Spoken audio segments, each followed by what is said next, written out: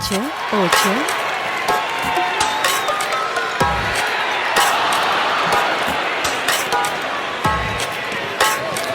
that last year that we played together, what did you do after that?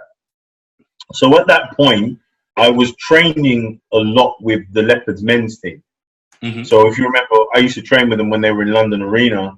And then so when they moved out to Southend in the high-tech centre, I was training with them there as well. So at that time, the academy piece wasn't a big piece for a lot of people. So what happened with me is I went out to, I looked at Civic, I think it was, at the time, where Tim ended up coaching in latter years. And they were looking at a partnership of putting some players in Civic and having them play in the BBL, like what they do now pretty much, especially on the WBBL side, but what they're trying to do with the academy system, what they should probably do a little bit more with the boys system, if we're being honest, you know, get them into these top academies and then see if you can't merge a pathway through, you know, and again, I don't know enough about the boys to give you an example of someone that's doing it well, but I think there's definitely people doing it well on the girls' side. So they offered that option to me, but I remember at the time it was a big deal about I wanted to go to the States. I wasn't sure. I didn't want to ruin my eligibility, which I ended up losing a year in the States anyway.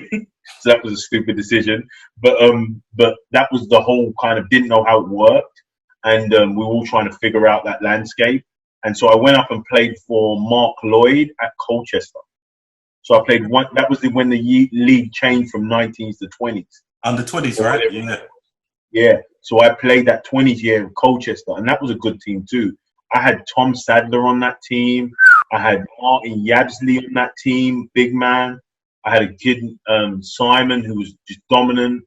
You know, Nick Drain was on that team as well. Okay. He's gone on to and run that Ipswich program. Nick was on that team.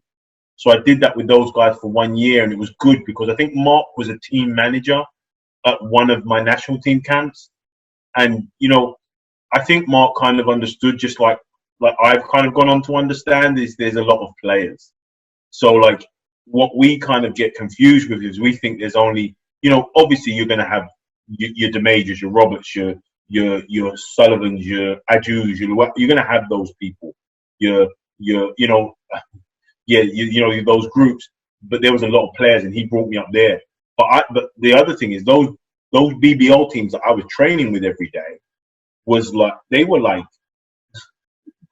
Robert Youngblood, Eric Burks, Kenya Capers. Oh my goodness, that was scary. I mean, Jason Kimbrough, Carl Brown, like so many. He actually coached me. I played for him for about 4 years. Did he? Yeah. Did he? Funny guy. Yeah, Carl is good people. Every time I see him, mad cool. But like you know the difference between coaches when they become players is when they talk to you, they still talk to you like they are players. Do you see what I'm saying? Yeah. So whatever type of player they were, that's how they kind of like talk to you, so they understand quite a lot. But yeah, I remember playing for Carl for about 4 years up at Leicester. But God, sorry. Like, you like that experience? Yeah, bro. To be honest with you, I think at that time, I think most of he was really patient with me.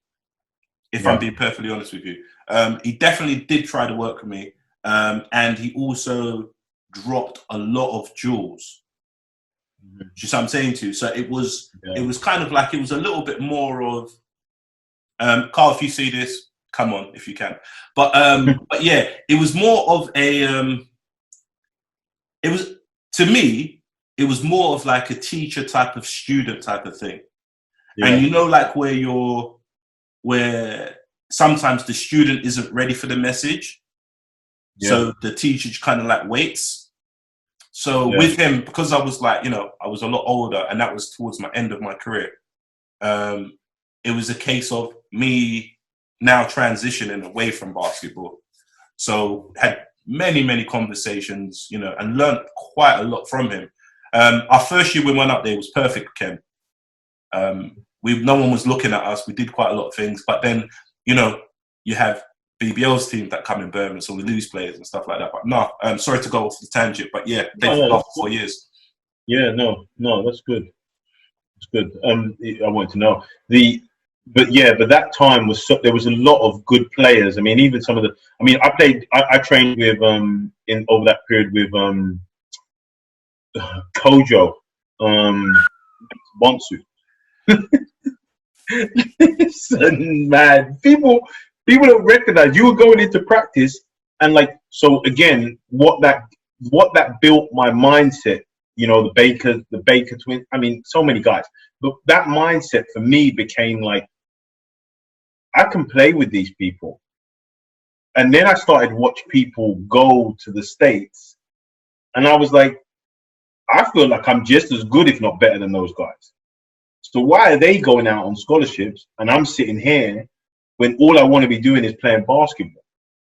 And so that year at Colchester was good. I enjoyed it. And it was my first year at university in Chelmsford before they really had a program. So it was a kind of similar thing. You paid college, but it wasn't even really what even Bucks is now. And you had your own keys to the gym and you could get in and whenever out you wanted to. It was like, so it was a good experience for me. But, and to be honest, I was lucky.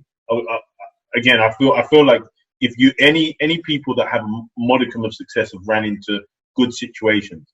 And for me, that's where I met my wife in that year in Anglia-Ruskin in Chelmsford.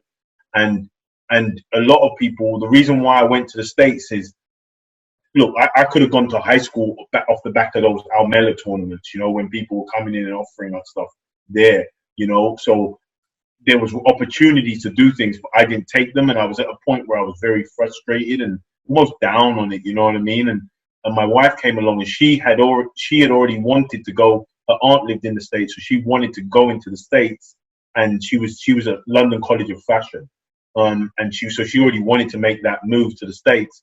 So for me, you know, she really kind of encouraged me to make that jump and make that leap, and she's constantly been doing that all my life.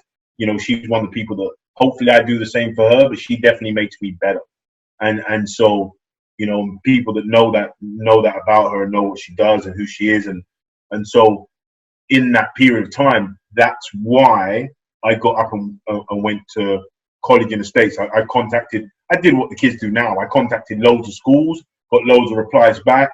I then had to get a mixtape together. Then I had to get my stuff to, you know, then I had to hope that the coach, at the time Mark Lloyd, spoke to those coaches. You had to hope that the reference they gave or whether they did it quick enough was going to, and I had some offers. So that season was really, and playing with Tommy Sadler was interesting. Tommy was good then. Tommy was a young kid, but, you know, he played those years in France. He played national teams. Franklin Pierce, good program, D2. Tommy was good. And the thing that I got from that was really interesting was in London, you know, and you know me, I like to play. I didn't like to run. I wasn't a guy that ran. Henry, push the ball! Fast break gone. Kenrick is just like, yo, listen, run free. Watch the film. I distributed that thing, man. We were moving. I was more like a Jason Kidd style point guard in my mind. We'll leave it like that. Go ahead. So I don't know what the realistic view was, but that's what it felt like some days. But the thing that Tommy was one of those guys. He was like, again, another 6'8", 6'9" guy playing the three and playing it, knocking down threes, running the floor.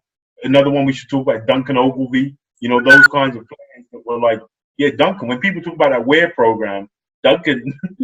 He was the best player at that program. Yeah. I mean, there were some good athletes and some good other players, and obviously Dan coming through. He was Duncan. The best player. He was the best player. He could do everything. Yeah, he was like that. He was that person for those guys. Yeah.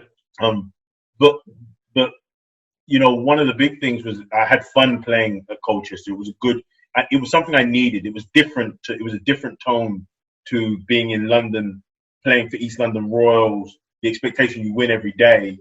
Going to Colchester, where a program's trying to be better.